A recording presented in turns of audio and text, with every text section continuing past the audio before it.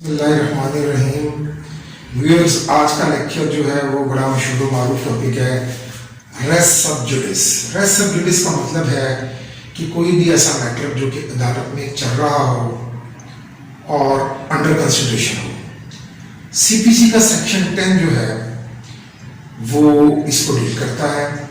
हम सबसे पहले डॉक्ट्राइन ऑफ रेस सब जुडिस जो है उसकी एक आम फहम डेफिनेशन को देखते हैं। Any matter which is under judicial consideration and is not finally decided. It means के दो टुकड़े करके हम इसे देखते हैं शुरू में कि एक तो ये मैटर जो है वो अंडर कंसिडरेशन है किसी भी कॉम्पिटेंट कोर्ट ऑफ लॉ में, और नंबर 2 ये फाइनली डिसाइडेड नहीं हुआ। जब सेक्शन 10 सीपीसी को हम देखते हैं तो उसमें से जो मेन पॉइंट्स हमारे पास आते हैं वो ये हैं। Essential conditions of res sub judice. The matter in issue in the subsequent suit is also directly or substantially in issue in the previously instituted suit. जो पहली कंडीशन हमने पढ़ी, दैट इज वेरी इंपॉर्टेंट, और उसमें दो तरह के मुकदमात का जिक्र किया गया। एक तो उन्होंने कहा फॉर्मली इंस्टीट्यूटेड सूट और एक सब्सिक्वेंटली इंस्टीट्यूटेड सूट। ठीक है जी। जो फॉर्मली का मतलब है कि जो पहले इंस्टीट्यूट किया गया, और सब्सिक्वेंट का मतलब है जो मुकदमा बाद में दायर किया गया। और इसमें वो कहता है जो मैटर इन इशू है वो डायरेक्टली इन इशू भी हो सकता है, सब्सटेंशियली इन इशू भी हो सकता है। डायरेक्टली और सब्सटेंशियली में फर्क ये है कि जिस चीज का रोला है मेन पार्टीज के दरमियान, एक कहती है ये मेरा है, दूसरा कहता है, दूसरी पार्टी कहती है जिस पर राइट मेरा है। तो इट मींस कि डायरेक्टली का मतलब ये है, डायरेक्टली इशू होने का मतलब ये है कि जिस चीज का डिस्प्यूट है, एक पार्टी कह रही है इस पर राइट मेरा है, दूसरी पार्टी कह रही है इस पर राइट मेरा है, तो ऑनरेबल कोर्ट को ये डिसाइड करना है कि किसकी चीज है, तो होगी डायरेक्टली इशू। सब्सटेंशियली इशू का मतलब है कि बहुत अहम है वो पॉइंट्स उस डिसीजन तक पहुंचने के लिए जिस पर कोर्ट पहुंचना चाहती है, तो वो ये उसके रेलेवेंट मैटर्स होते हैं जो कि बड़े अहम होते हैं और इन पर गौर किए बगैर हम आगे नहीं चल सकते। तो चाहे डायरेक्टली इन इशू और सब्सटेंशियली इन इशू दोनों मामला अगर पहले किसी सूट में डिस्कस है हो रहे हैं और वो under consideration of judicial system है, और आप एक और केस भी दायर कर देते हैं, तो जो बाद में केस दायर किया जाएगा उसे कहते हैं subsequently instituted suit। तो कानून कहता है कि अगर इस सूरत में दो केसेस इकट्ठे दायर हो गए हैं तो जो बाद में केस दायर किया गया है ना उस पर स्टे मिलेगा, वो स्टे ऑफ सूट हो जाएगा, और जो पहले से इंस्टीट्यूटेड सूट है उसकी प्रोसीडिंग्स जारी रहेंगी। ये तो है पहली इसकी कंडीशन। अब दूसरी कंडीशन देखते हैं। The previously instituted suit must be pending in the same court or any other court having jurisdiction to grant one relief claimed in that suit।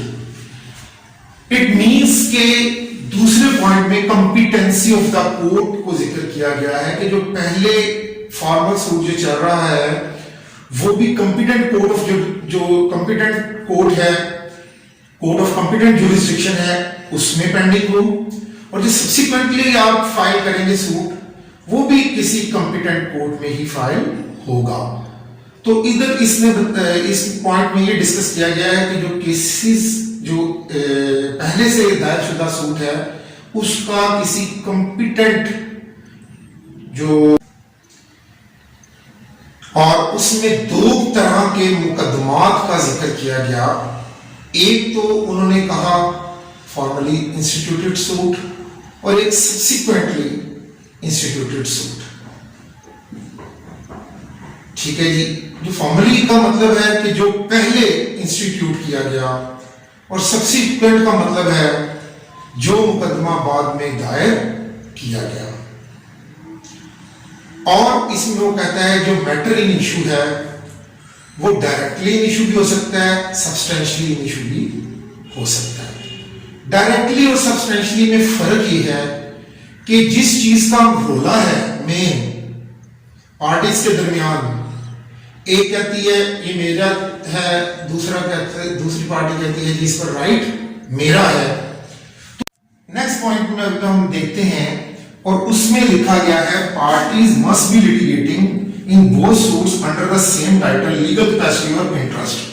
अब यानी इस पॉइंट में पार्टीज की जो अहलियत है उसका बताया गया है कि जो फर्स्ट इंस्टीट्यूटेड सूट है उसमें पार्टी जिस हैसियत में वो मुकदमा लड़ रही है, जिन मुफादात के लिए वो केस लड़ा जा रहा है, जिस लीगल कैपेसिटी में वो केस लड़ रही है, उसी लीगल कैपेसिटी में या उन्हीं मुफादात के लिए उसी कैरेक्टरिस्टिक्स के मुताबिक सब्सिक्वेंट जो आप केस फाइल करेंगे वही स्टेटस पार्टीज का दूसरे केस में भी होना जरूरी है। इसकी एग्जांपल ये है कि अगर एक बंदा जो है वो बतौर मालिक उस प्रॉपर्टी के पहले सूट में अपने आप को रिप्रेजेंट कर रहा है तो दूसरे में भी बतौर मालिक ही करेगा।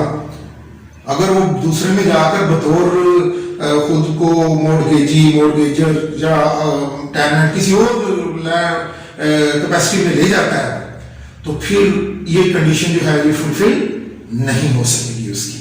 तो कैपेसिटी ऑफ द पार्टीज का इसमें जिक्र किया गया। नेक्स्ट पॉइंट है the pendency of suit in foreign courts does not preclude the courts in Pakistan from trying a suit founded on the same cause of action। ये एक अहम point है कि अगर जो कंडीशंस ऊपर बताई हैं वो सारी फुलफिल हो रही हो लेकिन वो केस पाकिस्तान में नहीं बल्कि किसी और मुल्क में किसी फॉरेन कोर्ट में वो पेंडिंग हो तो फिर रेस सब जुडिस का जो प्रिंसिपल है, जो डॉक्ट्राइन है वो अप्लाई नहीं होगा। This is very simple. अब हम नेक्स्ट पॉइंट की तरफ चलते हैं। एप्लीकेशन ऑफ सेक्शन 10 सीपीसी 1908 के किन किन चीजों पर डॉक्ट्राइन ऑफ रेस सब जुडिस जो है वो एप्लीकेबल है, इन्हें आप एक नजर देखिए। ये एप्लीकेबल है सूट्स पर, अपील पर, proceedings of original nature, writ petitions पर, proceedings in the court of special jurisdiction पर, आर्बिट्रेशन एक्ट पर, क्रॉस सूट्स पर, application for letter of administration पर। तो इन तमाम चीजों पर जो रेस सब जुडिस का प्रिंसिपल है, डॉक्ट्राइन है, एप्लीकेबल है। अब देखते हैं किन पर ये एप्लीकेबल नहीं है। जिन पर doctrine of res sub जुडिस applicable नहीं है वो एग्जीक्यूशन प्रोसीडिंग्स हैं, आर्बिट्रेशन प्रोसीडिंग्स हैं, proceedings before rent controller for fixation of fair rent है, proceeding under section 83 transfer of property act है, मनी सूट्स, फॉरेन कोर्ट्स। इन पर जो रेस सब जुडिस का डॉक्ट्राइन है ये एप्लीकेबल नहीं है। उसके बाद हम देखते हैं कि इसकी नेचर क्या है। इसकी नेचर मैंडेटरी है। इट मींस के कोर्ट पर लाजिम है कि अगर ये एसेंशियल्स ऑफ सेक्शन 10 पूरे हो रहे हो तो वो जो दूसरा केस दायर किया जाएगा उसको स्टे करेगी, उस पर अमल नहीं होगा, पहला केस चलता रहेगा क्योंकि ये मैंडेटरी नेचर है। नेक्स्ट पॉइंट हम देखते हैं रेस सब जुडिस एंड एक्सप्रेस बार। बार जो कि आपको पता है कि सेक्शन 9 सीपीसी में हम बार्स का जिक्र कर रहे थे तो उसमें वन ऑफ द एक्सप्रेस बार जो है वो रेस सब जुडिस है। अब हमें ये देखना है कि क्या इसके अगर कोई एप्लीकेशन जो कि आती है अंडर सेक्शन 10 और वो एप्लीकेशन जो है वो खारिज कर दी जाती है तो क्या होगा, उसके अगेंस्ट क्या चीज कॉम्पिटेंट है, तो वो रिव्यू जो है वो कॉम्पिटेंट है। तो ये अपीलेबल ऑर्डर नहीं होगा बल्कि इसके अगेंस्ट एक रिवीजन फाइल की जाएगी। तो जनाब ये था रेस सब जुडिस का कॉन्सेप्ट कि अगर एक केस किसी अदालत में between the same parties between the same issue इधर डायरेक्टली और सब्सटेंशियली जो है वो मौजूद हो और जो कोर्ट हो वो कॉम्पिटेंट ज्यूरिसडिक्शन की हो, वो जो रिलीफ मांगे गए हैं उन्हें ग्रांट करने की अहलियत रखती हो, पार्टीज सेम कैपेसिटी में जो है दोनों सूट्स में मौजूद हों और या वही पार्टीज हों या उनके रिप्रेजेंटेटिव हों और वो कोर्ट पाकिस्तान की ही हो, फॉरेन कोर्ट ना हो। तो जो दूसरा सब्सिक्वेंट फाइल्ड सूट है उसमें स्टे दे दिया जाएगा और पहला सूट चलता रहेगा।